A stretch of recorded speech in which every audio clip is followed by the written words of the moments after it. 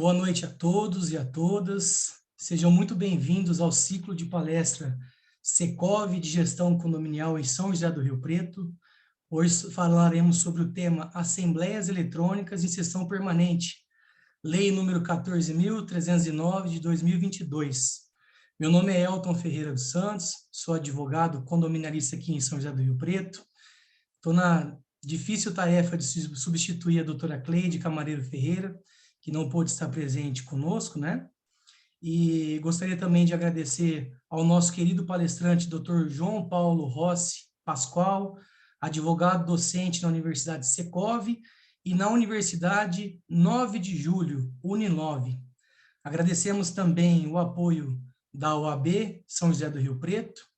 Gostaria de esclarecer a todos e a todas que as perguntas e dúvidas serão enviadas via chat e respondidas ao final da nossa apresentação. Bom, o nosso assunto que será tratado hoje é referente a uma recente alteração legislativa que regulamentou uma modalidade de assembleia que já vinha sendo utilizada por uma grande parcela de condomínios, né, para votações e obtenções de quórum qualificados. O assunto ele tomou corpo durante a pandemia do coronavírus, ante a necessidade de realização de reunião assemblear. Entretanto, a regulamentação efetiva somente ocorreu agora em 2022. Dr. João Paulo, com todo o seu conhecimento de causa, ele irá explanar para nós essa alteração, suas particularidades, que não são poucas. O nosso ilustre palestrante, Dr. João Paulo Rossi Pascoal, é advogado, assessor jurídico da ABIC, mestre em Direito pela PUC São Paulo, especialista em Direito Civil, Obrigações e Contratos pela ESA-OAB, especialista em Direito Imobiliário e Empresarial pela Universidade Corporativa Secov São Paulo, docente da Universidade Corporativa Secov São Paulo, e docente da Universidade 9 de Julho, Uninove, na graduação em Direito. Passamos a palavra agora ao Dr. João Paulo Rossi Pascoal para a sua palestra. Dr. João Paulo, fique à vontade. Boa noite a todos. Dr. Elton, muito agradecido por essa amável recepção. Eu não esperava menos das pessoas aí de Rio Preto, é uma cidade muito querida, tive várias oportunidades aí, todas elas foram momentos felizes. Então, fica aí registrado meu forte abraço a todos os síndicos, administradores, colegas advogados, principalmente a OAB local, por me dar essa oportunidade. Eu fico, desde logo, muito feliz, honrado, e essa noite será memorável na minha mente para todo sempre. Então, vamos lá. Eu preparei para vocês uma apresentação bem simplória, mas com a finalidade de dar um suporte aqui técnico para quem quiser depois se aprofundar no assunto. Desde logo, o Secov tem total liberdade de fazer a divulgação desse material que eu vou aqui projetar, e também agradeço ao Secov, eu me sinto filho do Secov, eu brinco, né? Fiquei durante 15 anos no jurídico do Secov e foi a grande escola da vida que eu tive para fazer laços de amizade, laços profissionais. Foi uma casa em que eu aprendi muito, eu cresci muito, então tenho uma dívida de gratidão para com o Secov que eu nunca conseguirei pagar. Então, sempre é com muita alegria que eu atendo aqui ao pedido feito pelo Secov. Como o doutor Elton mencionou, o nosso tema aqui, chave, gira em torno de uma novidade, uma lei de março desse ano, uma lei federal, que ela não existe por si só. É uma lei que trouxe alterações no Código Civil. Então, para começo de conversa, eu trago uma boa notícia a todos vocês, que quem optou por lidar com condomínio, quem busca atuar nessa área, não importa o seu papel, não vai morrer nunca de tédio. Por quê? A toda hora nós somos pegos por uma grande novidade. Para alguns até parece um passeio na montanha-russa. A cada virada, a cada curva é um susto. É uma lei que muda, o nosso setor sofre influxos, não somente das leis federais, que acabam sendo aí as mudanças mais dramáticas, mas até mesmo de leis estaduais, leis municipais. É um novo entendimento jurisprudencial que se forma, é até normas de cunho técnico, normas da BNT, que vêm afetar o segmento condominial. Então, não reclamem. Aquilo que vocês escolheram mexer costuma ser muito animado. A todo instante, nós temos que sentar na cadeira e pensar os assuntos, porque eles estão em contínua mutação. Vamos apenas recordar o momento atual que nós vivemos. Eu encaro como um momento não só de prestígio para o condomínio, de valorização para a figura condominial, que por vezes é muito criticada, né? Tem gente por aí que associa a vida em condomínio a um condemônio, a algo ruim, a algo negativo, mas nós não podemos esquecer que não se criou nada à altura do condomínio para proporcionar habitação, para proporcionar espaço para o comércio, até mesmo para a indústria, para shopping centers e por aí vai. Então, o condomínio cumpre uma função social de relevo importantíssima e ele vem sendo valorizado. Valorizado de que forma? O ano passado, só para vocês terem ideia, houve um evento muito grande aqui em São Paulo, o CONAMI, que é a entidade que eu sou assessor, a BIC capitaneou, um evento de cunho nacional, e um dos painéis ali tratados no evento era justamente sobre o volume de projetos de lei correndo em Brasília, seja no Senado ou na Câmara de Deputados. E aí eles foram pensando por assuntos, quantos projetos existiam. Então, pegaram projetos na área de parcelamento do solo, pegaram projetos na área de locações, na área de incorporações, e deixaram por último o nosso assunto, o velho e bom condomínio edilício. E, para nossa surpresa, enquanto os outros temas tinham lá, quando muito, 10, 12 projetos de lei em trâmite, o condomínio tinha 50 e poucos projetos, falando sobre os mais diversos assuntos. Então, só por aí já se nota a importância no mundo atual da figura do condomínio. Então, nós estamos numa fase de valorização e numa fase de mudança. Nós notamos que o legislador está cada vez mais cuidadoso em facilitar a regência da vida em condomínio. Então, só para recapitular, vamos recordar que em 2017 nós tivemos a edição da lei da REURB. Claro que não foi uma lei que teve como carro-chefe a figura do condomínio, mas sim a reurbanização, porém, a regularização urbana, né, no ambiente rural ou urbano, e nós, de maneira apêndice, passamos a ter a revalidação, o reconhecimento de algumas figuras que estavam aí na praça, mas viviam no limbo. É o caso do loteamento de acesso controlado, que certamente tem muito por aí na realidade de vocês. É o caso do direito real de laje, que também é uma figura próxima, em certos aspectos, à figura condominial, mas, principalmente, é o reconhecimento no Código Civil, porque essa lei alterou também o Código Civil, criou o artigo 1358-A, da figura do condomínio de lotes. Passou um tempinho, no ano seguinte, nós tivemos mais uma novidade.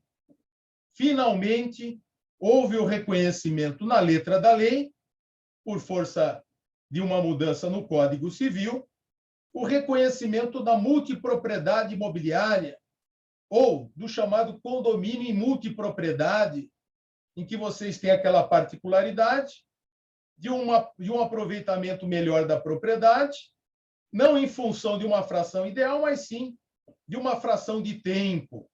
A fração mínima de tempo, 1 semana. Então, era algo que já existia, mas não conseguia se alavancar, não conseguia crescer, por falta de lei. E aí nós passamos a ter a regência agora nos artigos 1358b a U do Código Civil, a figura da multipropriedade.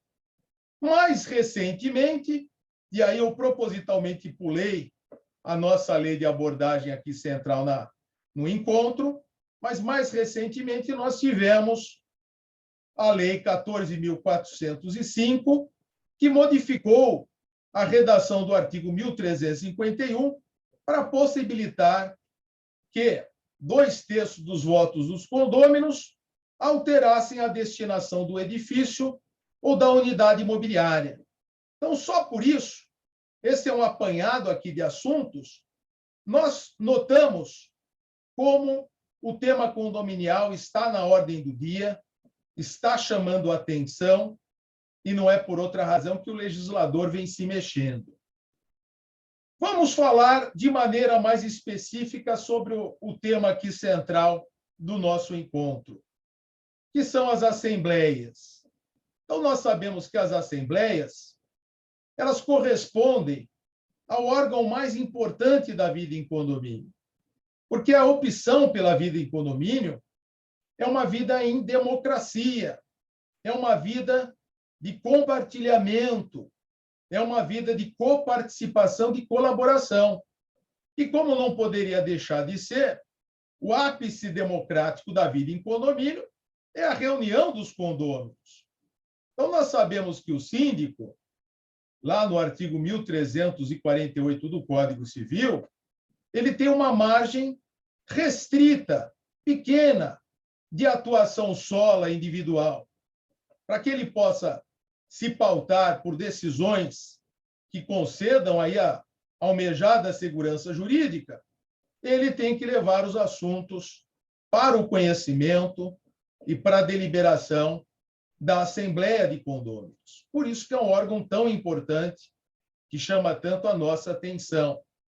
Além disso, nós temos que ter a noção, e muitas vezes o condômino não tem, eu brinco que nesses últimos 15 anos, nós tivemos uma verdadeira revolução no segmento habitacional, seja em função de programas como Minha Casa Minha Vida, Casa Verde e Amarela, ou iniciativas de habitação de interesse social, nós passamos a ter uma nova camada da população morando em condomínio, que nunca antes teve contato com o Instituto.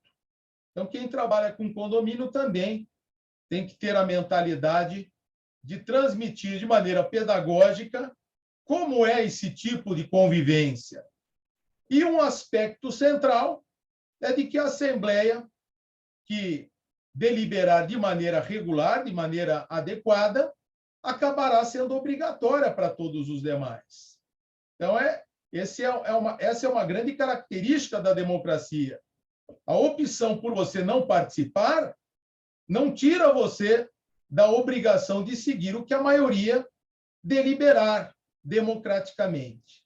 E, por fim, o último comentário aqui introdutório sobre a importância da Assembleia é que nós não podemos substituí-la por outras formas de colheita de opinião, por outras formas de manifestação da vontade. Então, muito já se perguntou no passado, posso fazer aqui, por meio de um chat, por meio de uma pesquisa, por meio de abaixo-assinado, e que tais, a deliberação de assuntos aqui de importância para o condomínio? E a resposta é não. Isso não terá o devido valor, isso não terá o devido reconhecimento, será um zero à esquerda. Então, a Assembleia não pode ser substituída. Ela é um acontecimento aqui fundante da vida em condomínio. Nós temos alguns tipos de assembleias, hoje em dia praticáveis, nós temos a Assembleia Presencial, que é aquela tradicional, em que as pessoas comparecem de corpo presente ou mandam seus procuradores para que ali possam deliberar os assuntos constantes na ordem do dia. Nós temos a Assembleia Virtual Eletrônica, que será alvo aqui dos nossos comentários, e nós temos um sistema híbrido, que em muitas oportunidades é o que vem sendo buscado. Por quê? Porque num primeiro momento, em que há uma transição, em que há uma adaptação às novas tecnologias, nós temos que ter a sensibilidade de que nem todos os condôminos estão devidamente preparados, seja com ferramental, com hardware, seja com conhecimento. Então, quem trabalha com condomínio tem que ter muita paciência também. Paciência para ensinar, paciência para explicar, paciência até para repetir algumas informações para que tudo funcione da melhor maneira, para que nada seja alvo da judicialização, de imputações aí de anulação, e por aí vai. Vamos tratar de um primeiro tópico que foi trazido por essa nova lei de março desse ano. É a Assembleia em sessão permanente. Não que isso não existisse. Existia. Eu me recordo até de um autor muito famoso da área jurídica, infelizmente já falecido, o J. Nascimento Franco, o João Nascimento Franco, que na sua obra clássica Condomínio já afirmava sobre a possibilidade de nós mantermos uma assembleia que foi aberta em uma data para finalização numa segunda oportunidade, num segundo momento. É claro que, na falta de uma regência mais detalhada da lei, havia sempre o medo de que isso fosse alvo de confusões, que fosse alvo de fraudes.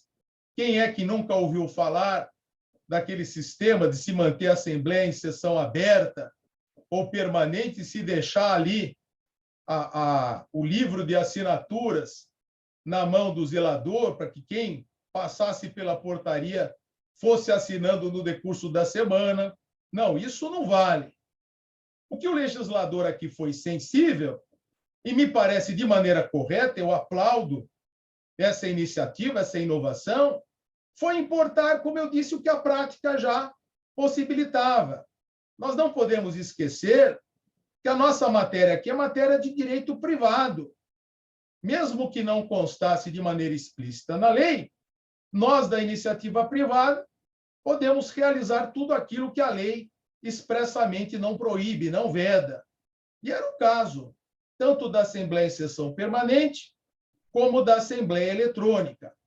Mas na nossa cultura brasileira é sempre bom que as coisas estejam previstas na lei de maneira detalhada, a dar um maior nível de segurança para que nós possamos trilhar esses caminhos.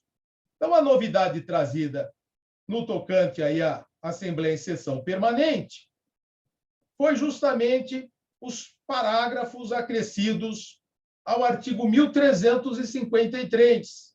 Então, a cabeça do artigo, ela se manteve incólume, ela se manteve a mesma. Mas nós tivemos a novidade, e eu sublinhei de propósito aqui para vocês, para nós notarmos que a deliberação sobre manter a Assembleia em sessão permanente surge em virtude de um assunto que exige quórum especial, então 2/3, 3/4, maioria absoluta, por aí vai, né? O que foge ao que diz a cabeça do artigo, que é a chamada votação de praxe, o quórum de praxe. Então, diz o dispositivo aqui, quando a deliberação exigir quórum especial previsto em lei ou em convenção e ele não for atingido, a Assembleia poderá, por decisão de maioria dos presentes, autorizar o presidente a converter a reunião em sessão permanente. E aí, desde que cumulativamente. Então, nós notamos que tem um contexto. Isso aqui não surge de maneira aleatória. Surge quando o assunto posto exige votação qualificada, então a Assembleia não vai poder deliberar se você não preencher aquela votação, como uma maneira de incentivar, de proporcionar que nós incentivemos a vinda de mais participantes, para que esse quórum possa ser atingido. É dentro desse contexto que surge a opção, né, que é uma faculdade, é uma possibilidade de se manter a Assembleia aberta. E aí vocês notem, o requisito que a lei exige é a maioria dos presentes se posicionando nessa linha e autorizando que o presidente da Assembleia pronuncie a manutenção em sessão permanente. Só que aí temos que atentar a algumas exigências que a lei faz. Então, nós temos que indicar a data e a hora da sessão de seguimento. Isso não pode ficar pairando à deriva no mundo etéreo. Nós temos que já fazer a indicação de maneira certa da data e hora e não podemos ultrapassar os 60 dias. Então, existe um prazo limite que, convenhamos, é mais que suficiente, né? Trabalharmos aí com prazo de até 60 dias para nós finalizarmos. Então, a Assembleia vai começar numa data e será finalizada numa outra, já identificada, já anunciada aqui, quando essa decisão for tomada. Também há que se identificar as deliberações pretendidas e qual o quórum ali especial que não foi atingido e que justificou a sessão permanente. Os presentes que estavam ali ficam convocados e os ausentes, obrigatoriamente, terão que ser novamente convocados, porque eles não estão sabendo de nada, eles desconhecem que aquilo foi mantido de pé em sessão aberta, para que possam participar da sua finalização. Vai ser lavrada uma ata parcial relativa ao que aconteceu até então, então, os argumentos apresentados, as decisões tomadas, que não podemos esquecer. Em muitos casos, a ordem do dia prevê uma série de outros assuntos que já foram resolvidos no início da Assembleia. Talvez um único item fique pendente da sessão de continuidade e que será finalizado. Também a lei exige que se dê continuidade no dia de finalização às deliberações que ficaram em aberto, e aí vai se fazer uma ata consolidada, uma ata definitiva, passando a limpo tudo o que ocorreu. Então, notem só que são aqui exigências óbvias, exigências simples, que não vão trazer maiores problemas, consequências para quem precisar preencher votações qualificadas. Ainda outros parágrafos de fechamento. Então, aqui o parágrafo 2º diz que os votos consignados na abertura, na primeira sessão, ficarão registrados sem que haja continuidade do comparecimento dos condôminos para sua confirmação. Então, se você já votou lá no momento de abertura, está convicto que o voto é aquele mesmo, você não precisa participar da finalização. Por quê? Manter em sessão permanente tem um propósito de trazer aqueles ausentes para a formação da votação qualificada. É claro que há a possibilidade sempre de modificação do seu voto. E aí, como informação última, o Código diz que essa sessão permanente pode ser prorrogada tantas vezes quanto for necessário, desde que a Assembleia seja concluída no prazo total de 90 dias, contados da sua data de abertura inicial. Então, talvez, numa primeira continuidade, por alguma razão não se consiga preencher a votação qualificada. A possibilidade de prorrogação, sim. Eu, particularmente, acho perigoso, porque vai tornando a coisa muito arrastada, muito burocrática, confusa. Então, o ideal é que, nesse intervalo entre o momento de abertura e de fechamento, haja um trabalho de conscientização, de pedagogia, de informação, de convencimento, para que as pessoas possam participar da conclusão do ato. Então, essa era a novidade inicial a respeito da Assembleia em Sessão Permanente. Vamos ao segundo tópico. Então, essa lei também trouxe como segunda novidade a confirmação de que nós podemos continuar realizando assembleias no ambiente eletrônico, e aqui são sinônimos, né? Assembleia virtual, assembleia eletrônica. Então, a nossa história com relação à assembleia eletrônica começa da seguinte maneira: nós já tínhamos essa possibilidade de realizar assembleias por esse formato antes da pandemia, mas é aquela velha máxima, o novo nos assusta. O ser humano, ele tende a buscar aquele caminho que é o mais familiar, o mais próximo, o mais cômodo. Então, ainda que fosse possível, poucos praticavam, e aí veio a pandemia, e como vários outros segmentos da sociedade, o nosso não ficou ileso. Nós tivemos que, nessa contingência terrível que nós vivemos, a colocar em prática aquilo que muitas vezes era apenas projetado, era debatido teoricamente, mas não aplicado. E foi o que aconteceu. A pandemia acabou acelerando uma tendência que já se percebia, que já existia, e de uma maneira que, no meu modo de ver, não sei se eu estou certo, né? Não sou o dono da verdade aqui, mas me parece que essa entrada da tecnologia nas nossas vidas veio de uma forma inevitável e de uma forma irresistível. Por quê? Porque isso, mais tempo, menos tempo, mesmo não tendo pandemia, isso viria até nós. O fato é que nós tivemos que trocar a roda do carro com o carro em movimento, né? E foi o que aconteceu com as assembleias eletrônicas. Como eu já respondi, antes da pandemia, nós já podíamos fazer as assembleias eletrônicas. Não fazíamos porque tínhamos medo do novo, gostávamos daquele mundo que nós tínhamos antes, tudo funcionava bem, para que mudar? Só que veio a pandemia, nos exigiu esse tipo de adaptação, e o legislador, atento a isso, por meio de uma lei federal, disse expressamente a respeito da ocorrência, por meio aqui de um regime jurídico emergencial e transitório das relações de direito privado. Então, essa lei realçou a possibilidade de nós realizarmos os atos da vida condominial em assembleia por meio eletrônico, só que essa lei ela tinha um prazo de validade.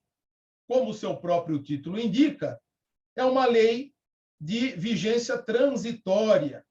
Então, valia até o final do mês de outubro de 2020. E aí ficou aquele limbo. Ora, acabou a lei, o regime emergencial, a lei transitória, eu não posso fazer mais? E a resposta é claro que pode. Volto a lembrar, o assunto nosso é de direito privado, tudo aquilo que a lei não proíbe nos é permitido. Vamos falar sobre alguns prós e alguns contras da realização da Assembleia Eletrônica. Então, aqui eu fiz um apanhado do que eu mais ouvi nesse tempo todo a favor e contra as assembleias eletrônicas. O primeiro aspecto é o mais óbvio, né? É a questão do resguardo sanitário. Então, foi uma atuação que salvou, literalmente, as nossas vidas, porque foi um fator de isolamento, um fator de resguardo, de segurança sanitária. Muitos também, aqui principalmente administradores, alguns até com pesquisas sérias, indicando que houve um aumento de participação do público condominial. Aqui vale o seguinte comentário. O povo brasileiro, eu estou generalizando, mas é o que eu percebo, ele ainda está no aprendizado do que é a vida em condomínio. E ele, às vezes, esquece que essa comunidade democrática ela precisa da participação. A participação é fundamental. Então, por vezes, o brasileiro é muito exigente, é muito reclamão, mas na hora do vamos ver, na hora dele participar, ele não comparece, ele se omite. E a Assembleia Eletrônica acabou, talvez, por uma questão também de comodidade, de evitar problemas aí de deslocamento, principalmente em cidades grandes como São Paulo, Rio Preto, que tem um trânsito terrível, provavelmente contribuiu para incentivar uma maior participação. Acabei de falar que evita problemas de mobilidade, o sistema eletrônico nos proporciona uma maior clareza, concentração naquilo que é discutido, naquilo que é apresentado. Então, as pessoas não se perdem com conversas paralelas, com algum ruído, alguma falta de entendimento que possa acontecer no ambiente presencial. Nós temos um maior acesso aos dados, informações que são ali apresentados, liberados. Então, hoje, todo mundo lida com documentação eletrônica, com planilhas, com documentos em PDF, que transitam, né, com muita facilidade por formas aí de comunicação tecnológica, sites do condomínio, das administradoras. Temos uma maior objetividade na apresentação e debate dos assuntos propostos. Então, esse ambiente virtual também incentiva que as pessoas tenham um maior cuidado, uma maior seriedade, uma maior concentração, objetividade no que é tratado. Então, muitas pessoas, elas talvez tivessem ali a intenção de conturbar o ato, ou de fazer alguma gracinha, ou de fazer alguma provocação, e esse ambiente ele acaba afastando esse tipo de comportamento, ou, se não impedindo totalmente, diminuindo. Então, por isso que eu coloco aqui também a uma menor influência de aspectos emocionais.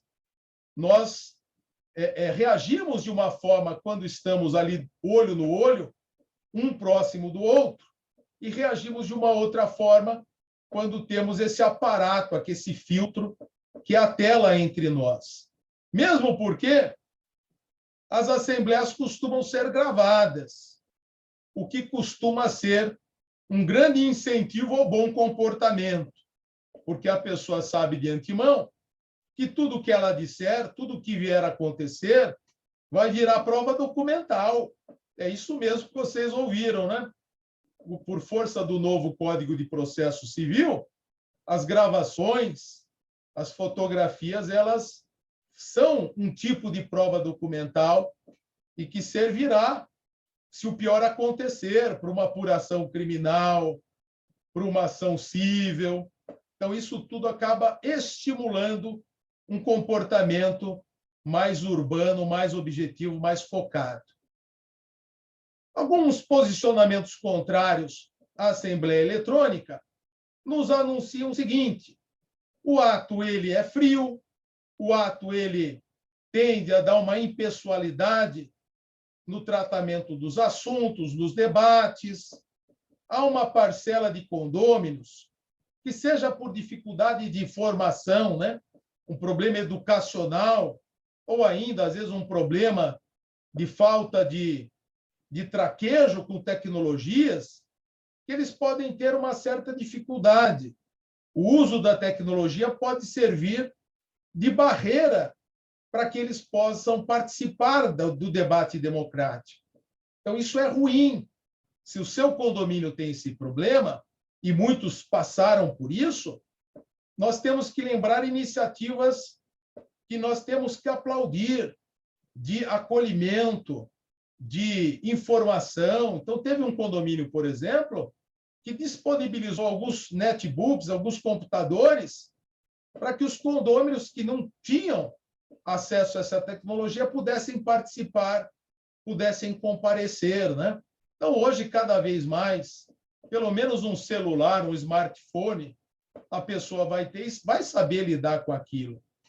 Também se comenta a perda de oportunidade de se fazer network, de se interagir com o próximo. Então, muitos condomínios, ao final da assembleia, faziam ali um momento de happy hour, né? De relaxamento. Alguns até faziam comes e bebes, um churrasquinho. Isso tudo acabou desaparecendo. Temos também apontados custos e complexidade com o uso da tecnologia. Então, a plataforma utilizada, um profissional designado para o antes, o durante e o depois. Então, nós temos que ter alguém dando amparo, apoio àqueles que querem entrar, que querem participar. Então, vejam, a tecnologia criou até uma nova função. É o controller ou o coordenador digital que vai ter esse papel. E, por fim, o ato ele fica sujeito a interrupções por problemas aí na rede elétrica, pelo funcionamento da internet. Então, nem tudo são rosas. Há sempre uma abordagem que pode se mostrar negativa, por isso que é uma opção. O que a lei nos trouxe aí de novidade? Então, eu falo da Lei 14.309, é uma lei que está em vigor desde o começo de março desse ano, alterou o Código Civil em 2 dispositivos. O primeiro deles, nós já vimos, né? A inserção dos parágrafos no artigo 1353, falando da Assembleia em sessão permanente, e também acrescentou um novo artigo, o artigo 1354-A. Por quê? Porque o artigo 1354 original, sem a letrinha, ele simplesmente falava que a validade da Assembleia exige a convocação de todos os condôminos, que é um mandamento que continua sendo verdadeiro para todos nós, né? Não podemos esquecer disso.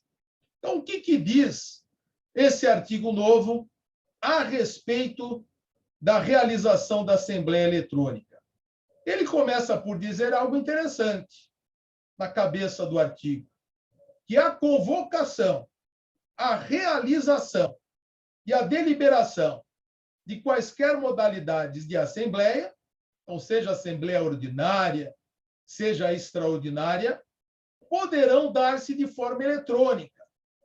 Então, a lei simplesmente revalidou o que de maneira implícita já constava, né?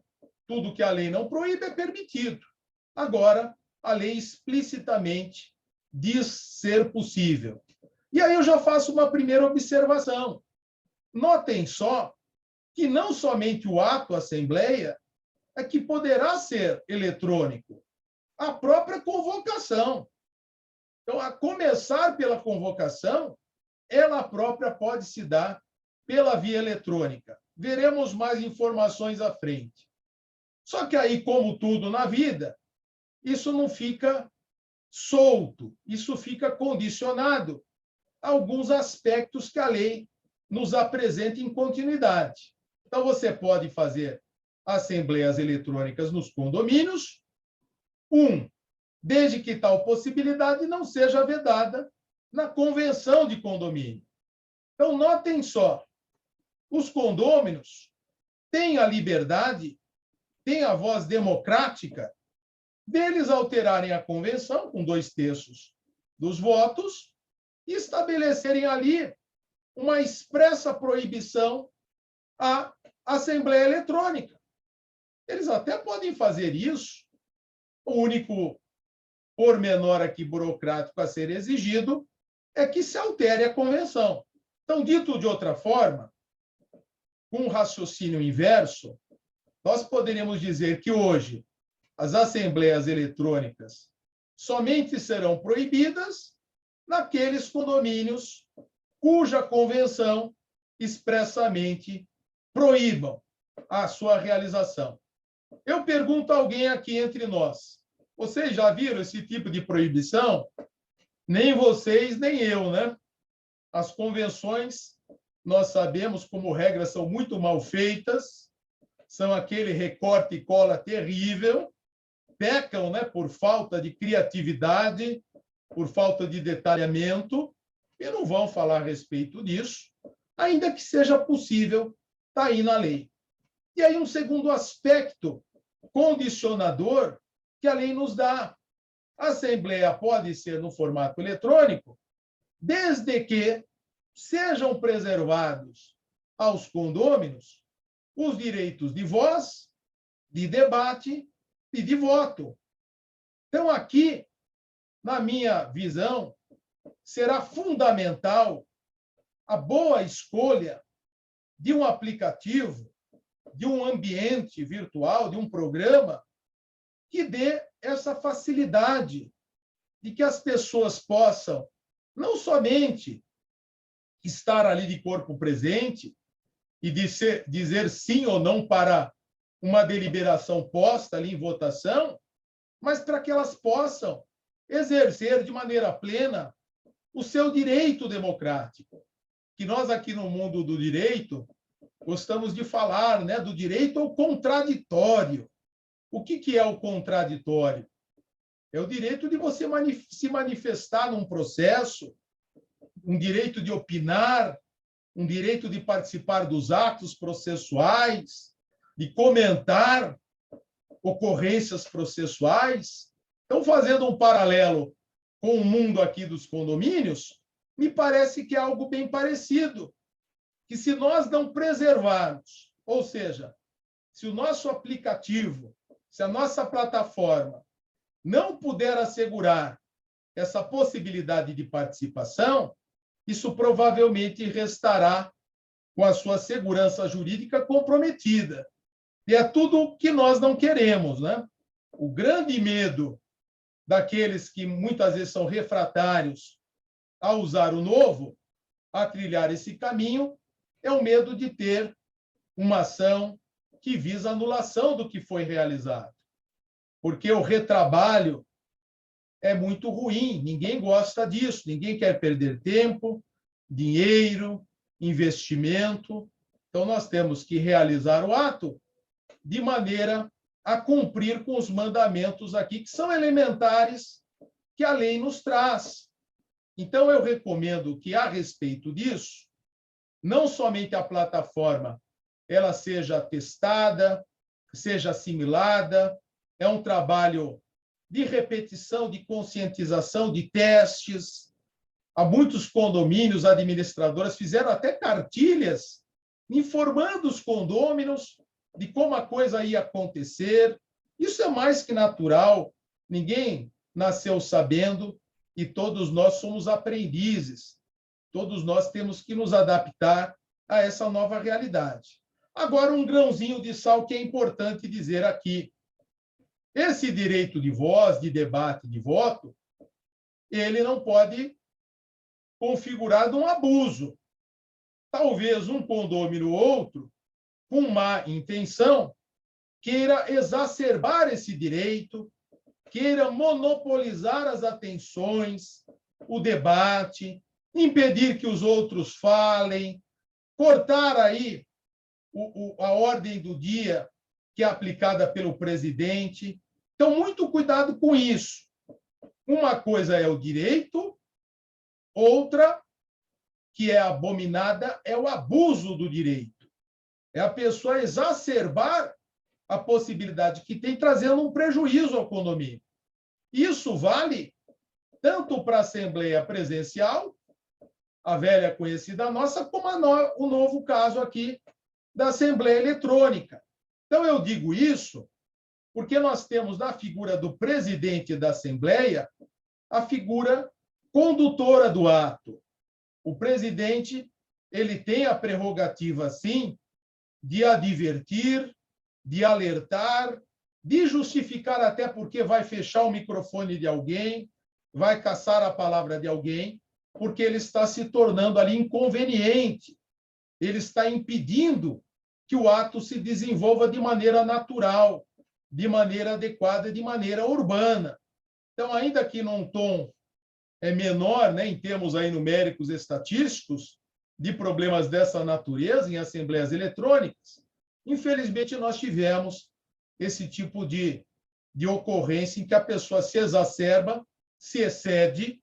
Então, claro, num primeiro momento ela tem que ser conscientizada, advertida, alertada, para não repetir esse comportamento e, a depender da situação, vai chegar ao ponto dela ter o microfone fechado, a palavra cassada, porque ela está comprometendo, prejudicando o ato. Outra coisa que a lei nos diz: do instrumento de convocação, deverá constar que a assembleia será realizada por meio eletrônico, bem como as instruções sobre acesso, forma de manifestação e coleta de votos. Então, tudo é anunciado às claras, tudo é indicado desde a convocação a respeito do que ocorrerá. Outro aspecto importante: o parágrafo 2º desse artigo 1354-A nos diz que a administração do condomínio não poderá ser responsabilizada por problemas decorrentes de equipamentos de informática ou da conexão do próprio condômino de internet. Então, e foi muito bem o legislador ao prever isso, porque, do contrário, daria margem a uma infinidade de tentativas de anulação, não por qualquer problema causado pelo condomínio, mas por um motivo alheio à sua atuação. No parágrafo 3º, temos que somente após a somatória de todos os votos e sua divulgação será lavrada a respectiva ata, que será também eletrônica, e será encerrada a Assembleia Geral. A Assembleia deverá obedecer todos os preceitos de instalação, de funcionamento, de encerramento previstos no edital de convocação e poderá ser realizada de forma híbrida, com presença física e virtual, coisa que muitos condomínios estão trilhando nesse momento de transição, de adaptação. No parágrafo 5º, temos algo que eu reputo como muito bom, uma dica prática de ouro que os condomínios podem trilhar em busca de uma maior segurança jurídica. O que vem a ser? Vem a ser a possibilidade de que vocês editem normas complementares referentes a assembleias eletrônicas no regimento interno do condomínio. E a votação, para tanto, será de maioria simples dos presentes em assembleia convocada para essa finalidade. Então, dando como um exemplo para vocês, eu pretendo fazer aqui a convocação por meio eletrônico. Como isso se dará? Qual será o passo a passo? Estabeleça um roteiro, um caminho, que todos possam cumprir, seguir e aplicar, e isso vai estar contido num regimento.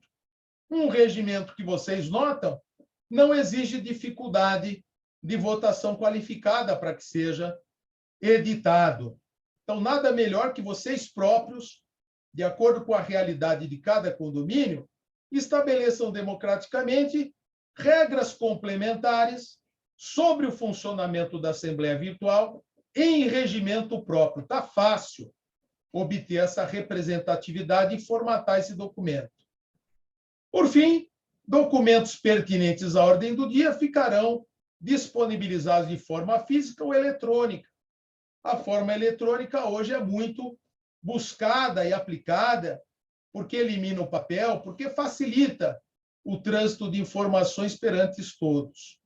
E aqui, o doutor Elton me perdoe, eu tomei a liberdade de colher algumas perguntas que eu já recebi de clientes, de públicos outros aí que eu enfrentei em eventos.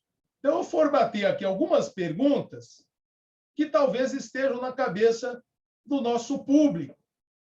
E eu vou tentar aqui dar uma solução, dar uma resposta. A primeira pergunta é a seguinte: o síndico sozinho, é ele que decide se a assembleia será eletrônica, se será presencial ou híbrida? E a resposta que eu daria é claro que não. O síndico, ele tem que ter a consciência de que ele é um representante legal daquela massa condominial. E, como tal, ele tem que ser um para-raio, ele tem que ser uma antena para captar as aspirações da maioria. Se preciso for, ele pode até fazer uso de enquetes, de pesquisas de opinião, não para que essa pesquisa de opinião, naturalmente, tome o lugar da decisão da Assembleia. Não, isso nunca. Mas essa pesquisa de opinião pode servir de base para que o síndico tome aquela decisão que representa a vontade da maioria. E aqui vale aquele famoso ditado, né? Nós nunca vamos contentar 100% dos condôminos. É raro o condomínio que não tem aquele condômino do estilo se há governo, sou contra. Então, ele, sem saber o que aconteceu, ele já está contra, porque partiu do síndico. Então, sempre vai ter essa figura, não é a voz dela que nós temos que nos pautar, mas sim a voz da maioria. Então, pode ser, por exemplo, que num condomínio que nós tenhamos um volume muito grande de pessoas idosas, que talvez nem saibam lidar com tecnologia, que tenham receio, dificuldade, não será adequado nós trilharmos de cara uma assembleia eletrônica. Talvez se continue no sistema clássico presencial, talvez se implante o híbrido num primeiro momento, porque assim as pessoas gradativamente vão assimilando a nova realidade, as novas práticas. Então, uma dica aqui que eu poderia dar é que o síndico nunca se curve à tentação totalitária, ditatorial. Não. Ele ali é representante. Ele ali não está exercendo a sua vontade própria, particular. Ele tem a sua própria, claro, mas ele deve condimentar com a vontade coletiva. Ele deve colocar em prática o que a maioria quer, em outras palavras. Já falamos aí sobre o direito de voz, debate e voto. Talvez isso até seja um problema se você não conseguir comprovar que isso foi assegurado lá na hora de registrar a ata. Talvez o registrador encontre um obstáculo para aceitar aquela ata, porque isso não foi assegurado, talvez isso vire uma ação judicial. Então, não é brincadeira, nós atendemos a esses postulados básicos aqui da lei. Outra pergunta, é preciso alterar a convenção para se realizar a Assembleia Eletrônica? Vocês viram que a resposta é inversa, né? Não, não é preciso fazer nada. A própria lei já possibilita que, com tranquilidade, com segurança jurídica, nós realizemos o ato eletrônico. A convenção do condomínio servirá apenas para nós proibirmos a realização da forma eletrônica. Então, o raciocínio é inverso. Apenas se os condôminos quiserem vetar a forma eletrônica, é que eles vão mexer na convenção. Se eles quiserem regulamentar algum aspecto referente à convocação, referente ao passo a passo da Assembleia Eletrônica, basta alterar o regimento interno com a votação de praxe, maioria simples. Outra pergunta, é possível a convocação pela forma eletrônica? Respondi que sim e recomendei que se colocassem detalhes em regimento a respeito do assunto. E, por última pergunta, será possível manter em sessão permanente uma assembleia eletrônica? Então, é o 2 em 1, né? É pegar as duas novidades que a lei agora traz e praticá-las. E me parece que a resposta é sim. A assembleia em sessão permanente, vocês recordam do que nós vimos, não impede, não traz nenhum impeditivo para uma assembleia no formato eletrônico. Ali o contexto de exigência para que se mantenha numa sessão permanente é de que nós tenhamos um assunto que exija o preenchimento de votação qualificada e aquela decisão de maioria dos condôminos autorizando o pronunciamento do presidente nesse sentido. Então, me parece que tanto faz, tanto fez, se manter em sessão permanente desde que atendidos os parágrafos do artigo 1353, não importa se é uma assembleia híbrida, eletrônica ou presencial. Cautelas e recomendações finais. Então, tudo isso que nós comentamos aqui de novidade, de modo algum, elimina aquelas cautelas já tradicionais que nós trilhávamos, de convocação de todos os condôminos, de atendimento aos prazos definidos da convenção, de atendimento a que o inadimplente não participe se não estiver quite com o condomínio. Então, nós temos outros dispositivos aqui que eu faço menção, anteriores a essa modificação toda, que continuam de pé, que continuam valendo, que têm que ser obedecidos. Outro ponto de cautela é a LGPD, melhor dizendo, a Lei Geral de Proteção de Dados. Então, nós temos essa exigência de maior cuidado no tratamento de dados que são coletados no condomínio, e não podemos esquecer que a própria Assembleia é uma forma de nós captarmos a imagem, captarmos ali informações sobre condôminos, dados. Isso tudo tem que ficar a salvo de vazamentos, ficar a salvo de um desvio de finalidade. Então, eu não quero me aprofundar, porque é um assunto extremamente complexo, mas eu quero lembrar que nós tivemos, no começo desse ano, no final de janeiro, a resolução da Autoridade Nacional de Proteção de Dados, que veio a regulamentar a aplicação da LGPD para empresas de pequeno porte e para entes despersonalizados. É justamente aí que entram os condomínios, né? O condomínio não tem personalidade jurídica e ele deve, sim, com menos rigor do que as outras entidades e empresas normais, mas ele deve, sim, acatar a regulação de resguardo que a LGPD nos traz.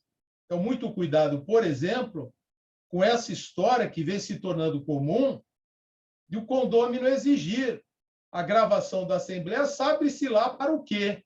Sabe-se lá para qual finalidade. Então, o ato ele é gravado com finalidades coletivas, né, para fins coletivos, e não particulares, não individuais. Caso a pessoa precise, por alguma razão, por uma questão criminal, por uma questão civil, que ela faça a requisição processual pelas vias próprias, e não colocando o dedão na cara do síndico e o ameaçando, né? Eu digo isso porque as pessoas, infelizmente, estão com os nervos à flor da pele, as pessoas estão brutalizadas, estão ansiosas, nervosas, e muitas vezes é esse o tratamento que nós recebemos, né? É o dedo na cara, o grito e a ameaça. E isso não pode ser aceito de modo algum. E aqui, repetindo o que eu já falei, penso ser fundamental para assegurar uma melhor eficiência, produtividade e, sobretudo, segurança jurídica do que nós fizemos, a escolha de uma boa plataforma que atenda não somente a nossa realidade, as nossas necessidades, como coloque em prática o que é exigido pela lei. Então, por exemplo, que não somente assegure a voz, o debate, a participação, mas também a confirmação da identidade do condômino, quem é quem falou, em que hora, para que nós não tenhamos nenhum tipo de fraude, nenhum tipo de confusão que possa colocar a perder o nosso trabalho, o nosso investimento de dinheiro e de tempo. Então, humildemente, essas eram as considerações aqui que eu gostaria de apresentar a todos vocês. Agradeço uma vez mais a oportunidade que a OAB de São José do Rio Preto me dá, aos colegas. Agradeço ao Secov São Paulo, a toda a audiência, e fico à disposição para responder as perguntas que eu souber, né? Aquelas que eu não souber, eu vou levar para estudar e me aprofundar no assunto. Muito obrigado por tudo, pela atenção. Doutor João Paulo, nós que agradecemos. Parabéns pela essa brilhante e rica apresentação, viu? Tenho certeza que sua explanação, já de cara, ela esclareceu muitas das nossas dúvidas. Mas quero dizer que ainda assim, nós temos alguns questionamentos, né, dos nossos participantes. Aquilo que nós conversamos lá no início da nossa conversa informal, quando a palestra é boa, as dúvidas elas são dirimidas aí ao longo da palestra, né? Então, assim, quero agradecer novamente o senhor pelo tempo que o senhor despendeu aqui, nos ensinando e enriquecendo o nosso conteúdo. Eu vou passar aqui alguns questionamentos. Alguns o senhor já respondeu, como bem dito, tá? Como o senhor mesmo nos disse, que alguns questionamentos confrontariam com aquilo que o doutor trouxe. Eu tenho aqui, ó, boa noite, sou da Casa Cor Imóveis e queria saber se numa assembleia, se ninguém comparecer, o síndico pode tomar alguma decisão? Eu penso que não é adequado, né? Voltamos lá, estaca zero. Eu falei a vocês todos que a comunidade condominial é uma comunidade democrática. Então, essa é a raiz de tudo. O síndico, numa situação inusitada dessa, e que, aliás, eu nunca passei, hein? Eu estou há 20 e poucos anos nessa vida e eu não conheço uma história como essa, mas é bem interessante a pergunta. Eu não tenho um caso real para contar para vocês. Então, numa situação como essa, que se eu fosse consultado, eu diria para o síndico, não tome decisão alguma, a sua voz solitária ela não será válida, isso representa, na verdade, algum problema sério, porque não é natural. É claro que nós sabemos que é meio cultural do brasileiro de ter uma certa má vontade de participar das assembleias, né? Quem instado a participar da assembleia diz: ah, não, eu quero ver a novela, eu quero ver o jogo do Timão, do Corinthians, eu quero brincar com os meus filhos, eu quero levar minha avó para musculação, dá 1000 desculpas aí esfarrapadas e não participa. Mas se acontece isso, síndico, se eu fosse síndico, eu verificaria o que é que aconteceu. Alguma coisa aí falhou. Ou eles não receberam o edital, ou eles estão unidos de má vontade contra a minha pessoa. Então, o problema aí parece ser maior do que simplesmente se decidir algo na Assembleia. Perfeito, doutor. Tem outra questão também, o senhor falou bastante sobre as plataformas, né, que são utilizadas. A questão é, as plataformas de assembleia eletrônica que não possuem vídeos, elas comprometem o direito de voz, de discussão e de debate, tendo em vista que a legislação determinou essa preservação de direito? Eu penso que sim, e vou explicar o porquê. Primeiro que todas as plataformas, elas são concorrentes, obviamente, né? E como já dizia o velho Adam Smith, no capitalismo acaba prosperando aquilo que é mais eficiente, aquilo que é mais econômico, aquilo que entrega melhor aquilo que nós necessitamos. E eu penso que é inadmissível que um aplicativo não tenha essa concepção de apresentar a pessoa como ela é, até para assegurar um nível maior de fidelidade de quem está participando, se não é uma maquinação, se não é uma fraude. Então, penso que sim, é muito arriscado, penso ser fundamental que essas ferramentas possibilitem para aqueles que quiserem fazer uso do chat. Isso é engraçado também. Algumas pessoas que gostam muito da Assembleia por esse formato, mas elas não querem se expor tanto, não querem abrir o microfone e falar. Elas participam pelo chat. Na própria faculdade acontece isso. Tem aluno que adora falar pelo chat, mas não quer nunca abrir a câmera e abrir o microfone. Então, temos que respeitar, mas o aplicativo deveria, de modo, primeiro, fundamental, assegurar, sim, a imagem, a voz e a palavra escrita. É o pacote completo, né? Pacote completo, né? Doutor João, pegando esse gancho aí da questão da preservação da voz, debate e voto, tem uma questão interessante assim, colocada assim. Sobre preservar direito de voto, debate e voz, o senhor entende que uma assembleia poderia iniciar, por exemplo, no período da manhã, de forma virtual, através da plataforma, com abertura de enquete para os moradores, né, para debater, e ser finalizada à noite em uma reunião presencial? Aqui estou entendendo que é a assembleia híbrida, né? Então, ela inicia no período da manhã, apenas com os chats, com os questionamentos, e no final, ali, na noite, ela vai ser aberta em sessão presencial. Isso prejudicaria o direito de voto, debate e discussão? Eu penso que não, né? Se o edital de convocação for claro a respeito de como a coisa vai funcionar, então esclarecendo, é o que eu brinquei até, né? Alguns condomínios fizeram cartilhas Sim, administradoras, porque nós temos que ter paciência e sensibilidade de ensinar mesmo as pessoas. Elas estão aprendendo a lidar com essas novas ferramentas. Então, desde que tudo fique devidamente explicado, o edital até pode fazer referência a como isso vai se dar, acontecer os momentos, e lá no momento de finalização, se abrir a oportunidade de debates, do contraditório, de obtenção de informações que talvez não ficaram claras durante a enquete, durante o dia, penso que não haveria problema algum, né? Simplesmente é um ato mais longo, é um ato que talvez envolva uma questão de maior delicadeza, de estudo, de análise. Há alguns assuntos que nós temos que nos debruçar sobre planilhas ou sobre o material de cunho técnico, né? Então, certos assuntos têm lá sua dose e merecem uma atenção maior.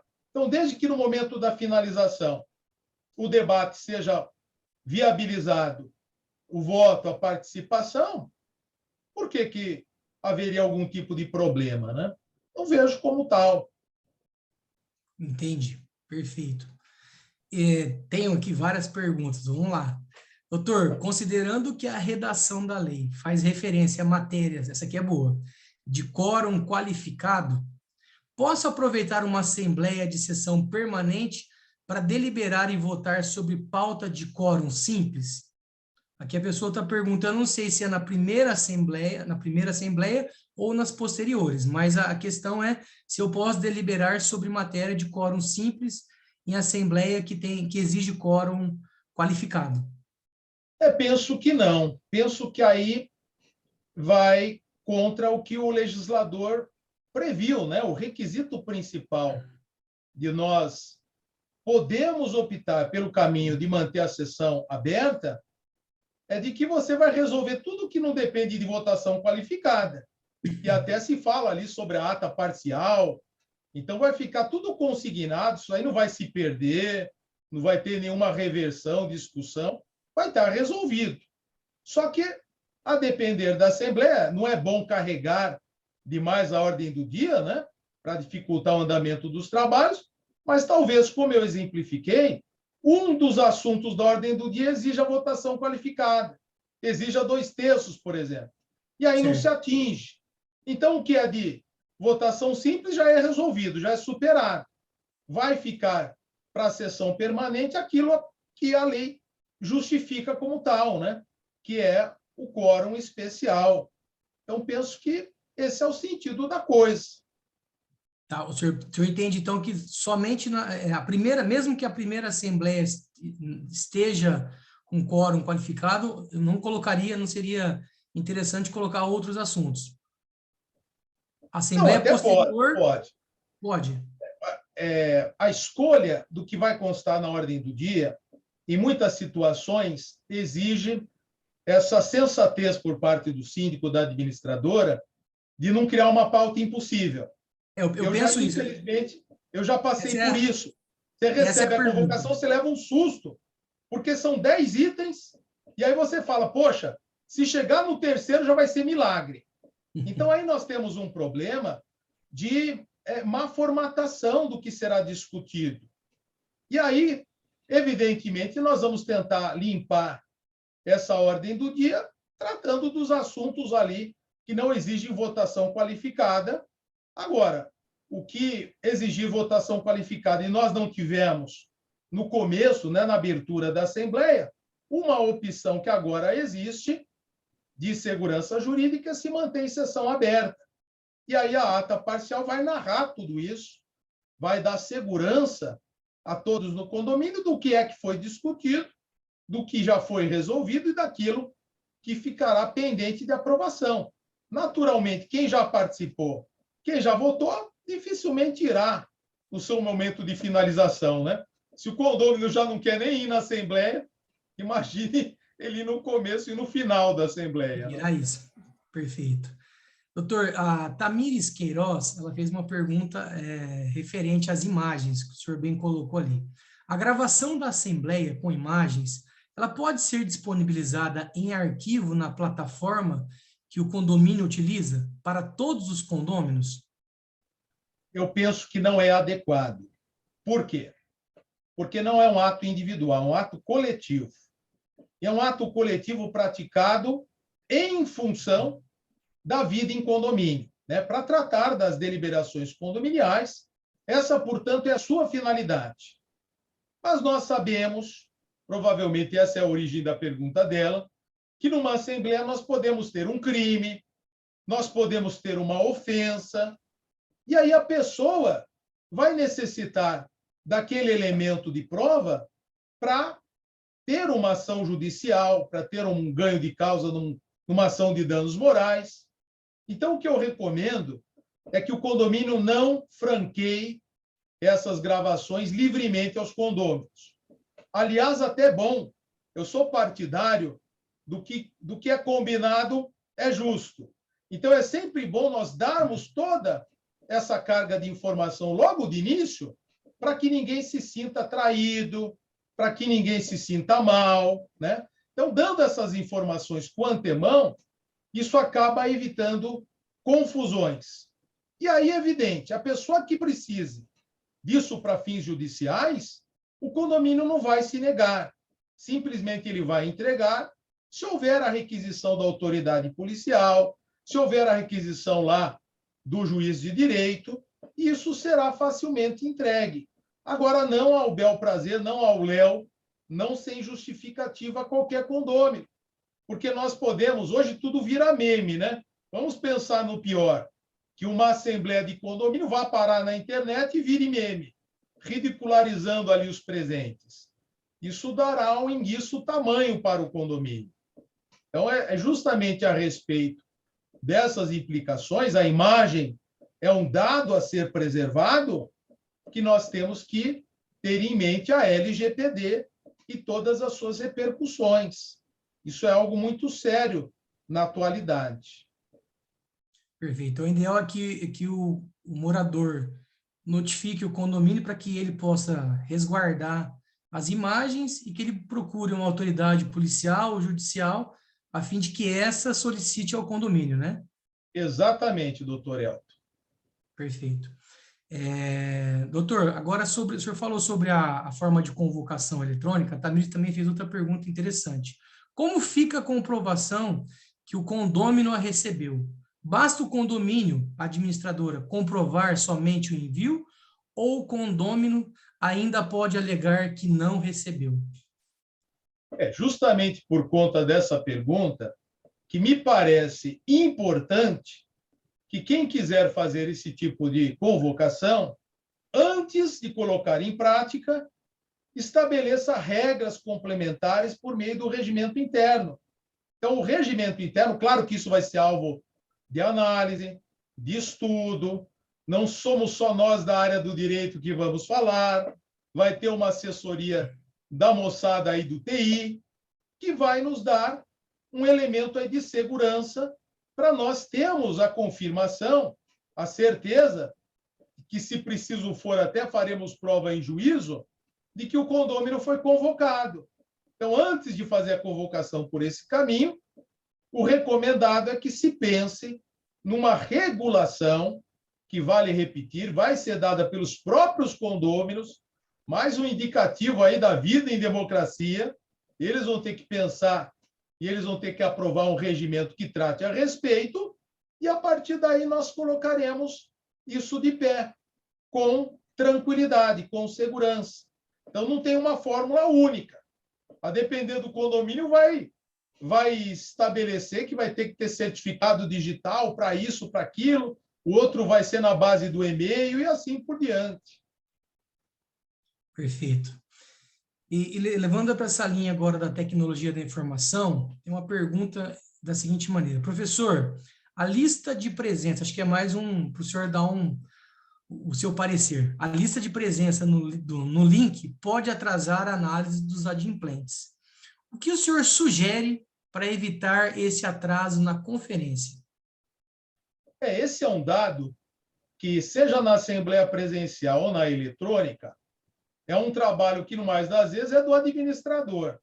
Então, o administrador, é como eu brinquei, né? Antes da assembleia, antes de se realizar a assembleia, existem algumas informações que têm que ser apuradas, checadas, e aí o administrador vai saber quem é quem nessa história.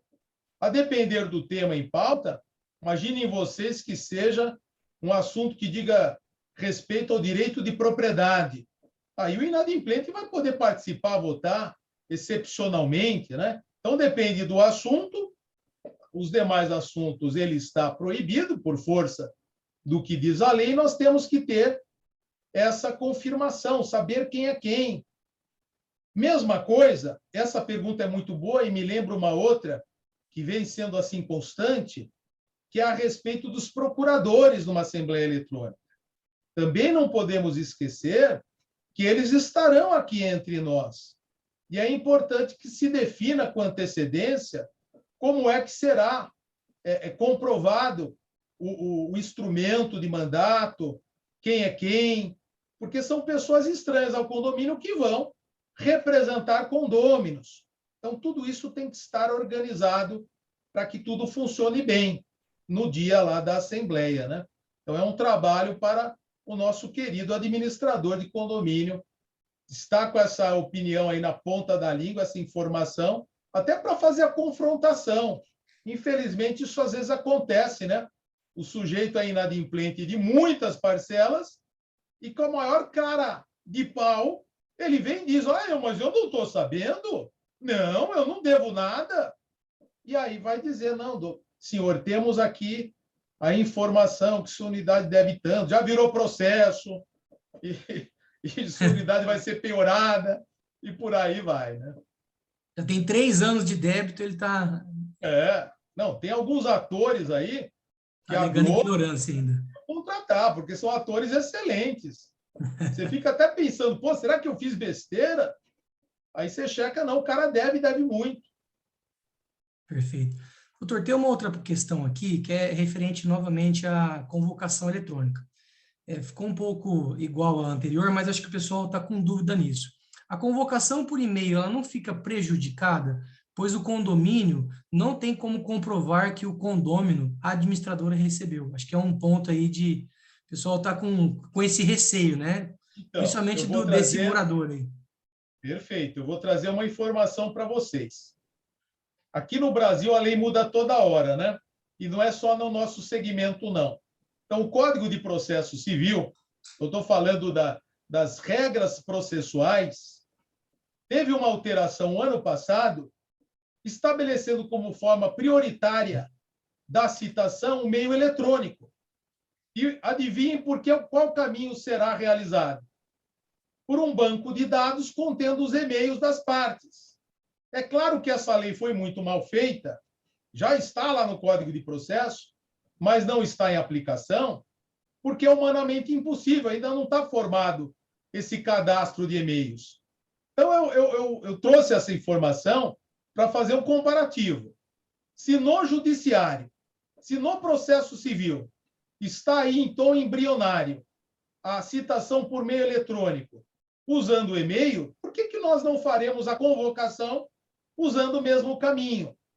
Tudo depende, volto a repetir, de um ajuste, né, de uma sintonia fina, que não será o mundo do direito que vai nos dar, mas sim os nossos apoiadores do TI. Eles é que vão propor uma solução adequada a ter esse nível de confirmação. Então, o e-mail pode, sim, servir para tanto, e um exemplo disso é o nosso CPC, a nossa lei processual, que vai por esse caminho.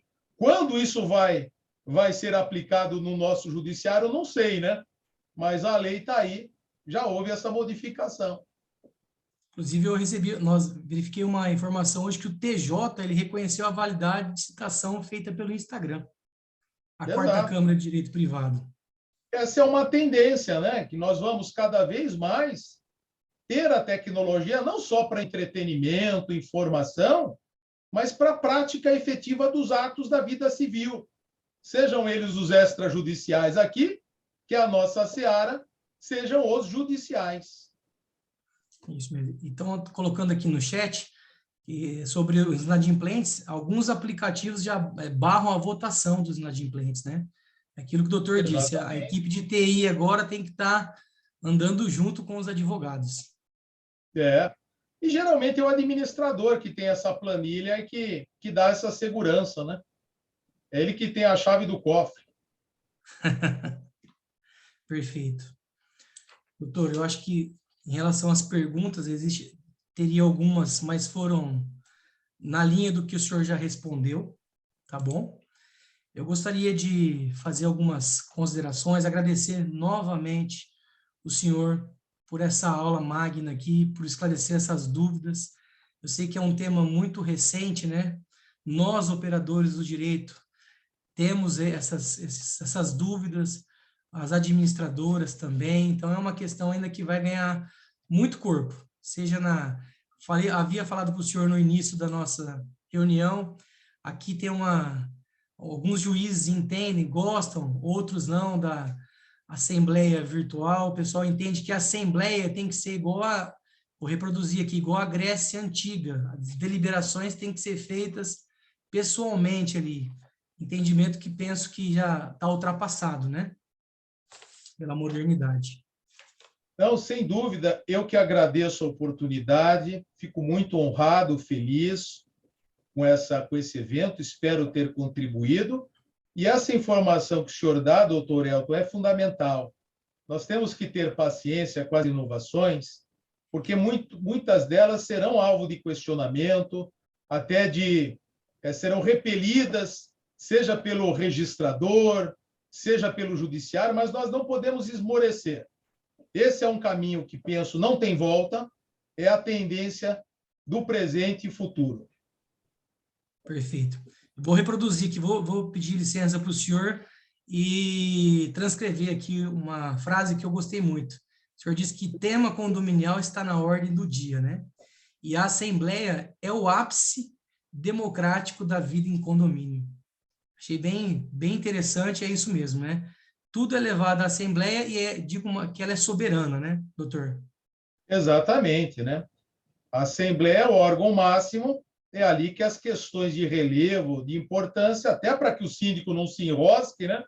Não se envolva numa responsabilidade civil, ele vai compartilhar com os condôminos. Não podemos esquecer o que é o condomínio.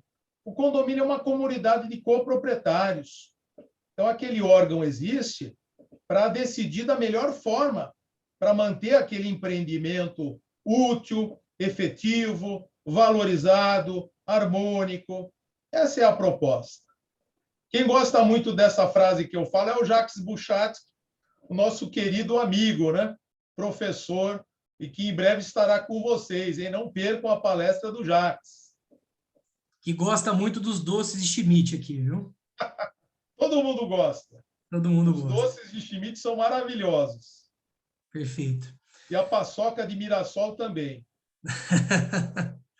Doutor João Paulo, mais uma vez, eu gostaria de agradecer ao senhor e a presença de todos, tá? Dizer novamente que o senhor enriqueceu aí a nossa noite com esse conteúdo muito importante. Gostaria também de agradecer a OAB aqui de São José do Rio Preto pelo apoio institucional que tem dado. Dizer também a todos que a gravação desse webinar, que acredito que todos vão querer rever, ela vai estar disponível no canal do Secov, no YouTube, a partir do dia 26 de setembro. tá? Gostaria, então, de finalizar e encerrar esse webinário, agradecer a todos e a todas e desejar uma boa noite. E muito obrigado mais uma vez, Dr. João Paulo. Obrigado, um forte abraço a todos, e eu sempre termino assim: se a Terra é redonda, uma hora nós nos encontraremos. Forte abraço. Com certeza. Obrigado. Boa noite.